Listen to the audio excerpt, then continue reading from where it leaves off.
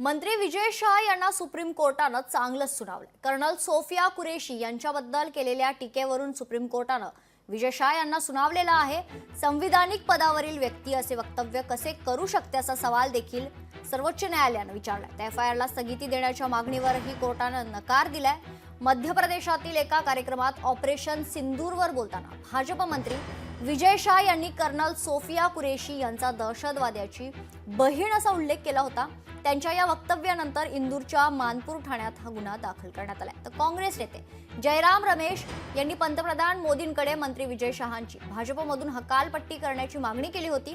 वाद चिघळत असल्याचं पाहून मंत्री विजय शाह यांनी समाज माध्यमावर माफीनामा प्रसिद्ध केला आणि उच्च न्यायालयाच्या खरंतर गुन्हा दाखल करण्याच्या आदेशाविरोधात सर्वोच्च न्यायालयात धाव घेतली आहे। मात्र सर्वोच्च न्यायालयाचे नवे सरन्यायाधीश BR गवई यांनी त्यांची चांगलीच खरडपट्टी काढली आहे। अख्खा देश ज्या सोफिया कुरेशीला मानवंदना देतोय की एक लढवई महिला आपल्या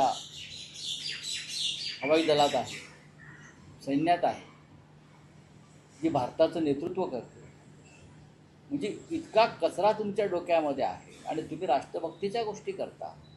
विजय शहाला ताबडतोब बरखास्त केलं पाहिजे आणि नुसतं बरखास्त नाही, त्याच्यावर गुन्हा दाखल झाला त्याला अटक केली पाहिजे आणि त्याची त्यांच्या पक्षातून सुद्धा हकालपट्टी केली पाहिजे। दुर्दैव आहे असं मी म्हणेन त्याच्यामध्ये की प्राईम मिनिस्टरमध्ये धमक नाही।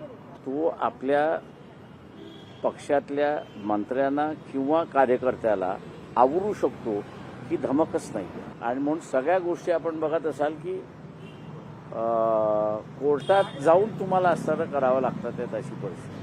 मेरे हिसाब से अगर इस मुल्क के अंदर अगर सही मानों में अगर नरेंद्र मोदी साहब वो भाषण अगर अभी सुने नहीं होंगे तो उन्होंने सुन लेना चाहिए था और 1 मिनट भी नहीं लगाना चाहिए था उस मंत्री को अपनी कुर्सी से खींचकर नीचे गिराने के लिए। उसमें आज इस तरह की बयानबाजी करना, इस तरह के घटिया बातें करना, जबकि देश आज गर्व से पूरे फौज का पूरा सेना के ऊपर गर्व कर रहा है, ऐसे मौके के ऊपर एक मंत्री के ऊपर बैठा हुआ ओहदे के ऊपर एक इंसान इस तरह की घटिया बातें करना, इससे बड़ी कोई शर्मनाक बात हो नहीं सकती है।